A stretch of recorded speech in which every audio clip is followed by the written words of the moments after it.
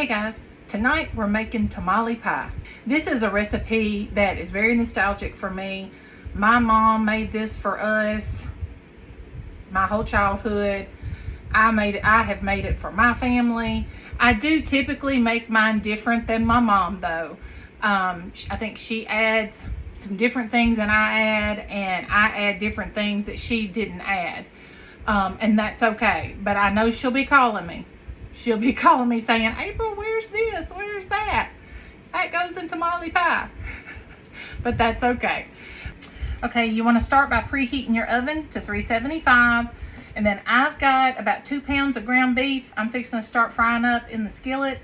And you want to do this in a big skillet or a big pot because you're going to make the whole filling for the casserole in this one pot. So you want to kind of do it in a bigger pot.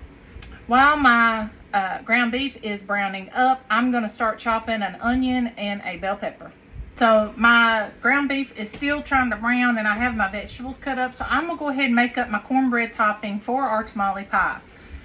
You can use 2 boxes of Jiffy, or I'm going to use 1 box of this. I hope that'll be enough.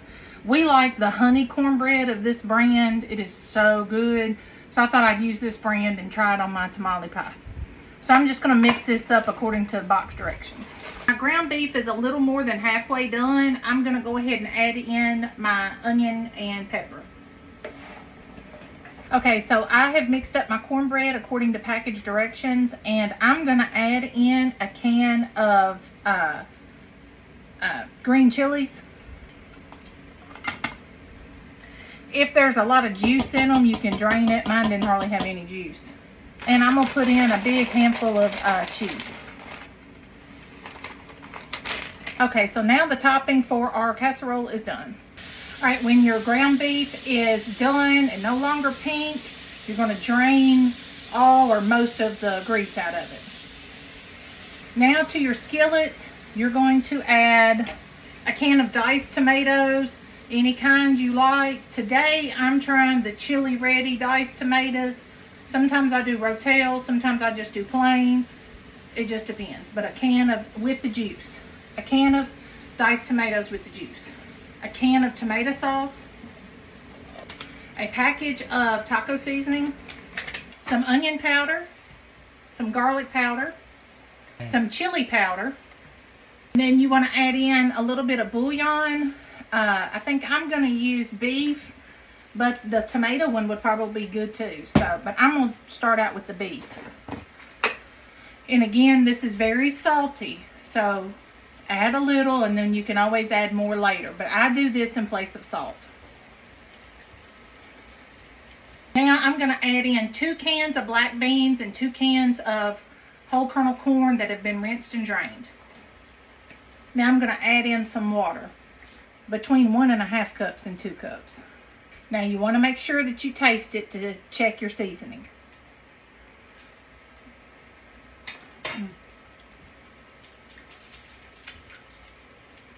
That is pretty spot on.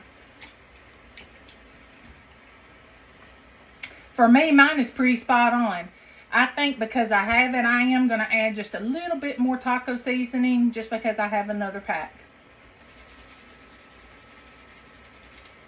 Okay guys, once you get that to the seasoning level you want, like I said, I did go back and add in about another half a pack of taco seasoning, and I did just a little bit more beef bouillon, but that was all the extra I added. So, and you want your mixture to be a little bit loose. Now if you want it thicker, you could have added more tomato sauce instead of water, but I like mine like this. Now you're going to dump it into your casserole pan. Very carefully. Little backstory on me dumping stuff like that. This is my childhood home that we moved into last year. So it was in this kitchen when I was a teenager that I sustained 3rd-degree burns all on this side. It was horrible.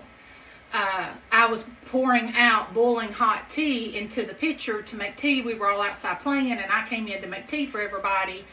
And I made it in a big pan. And of course, I'm trying to pour it into a smaller pitcher.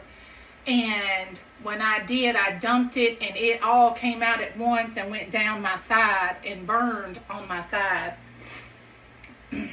It was horrible. I have some pretty horrific memories from all that. You know, my dad always took out our stitches. We didn't go back to the doctor to get stitches, and my dad debrided my burns at home. So it was rough. But anyway, I digress. So that's why when I'm pouring something big into something smaller, I'm always trying to be extra careful because I don't want to get burned again. Once you get all that in your casserole pan, now you're going to take your cornbread topping that you made and you're going to put that on top.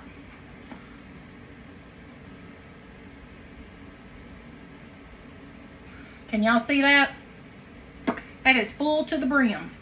So now I'm going to put that in my 375 degree oven and let it cook until your cornbread topping is cooked all the way through.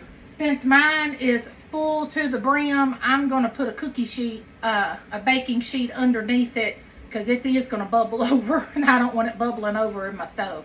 So I'll put a pan underneath it. Okay guys, I just took it out of the oven. Oh, this thing is heavy. I messed up the middle checking it. So the middle, I messed it up. Look at that. That looks so good. Mine cooked for about 40 minutes. So I'm going to let this rest for just a little bit. Let the juices kind of settle. And then we'll make our bowls and do a taste test. Okay guys, I couldn't keep waiting. I had to get into it. So I didn't put any stuff on top of my cornbread because I wanted y'all to see. You've got the cornbread topping and you've got the juice, but I usually will just kind of pour my topping on that cornbread. Do you see that cornbread is nice and fluffy in there? Looks good.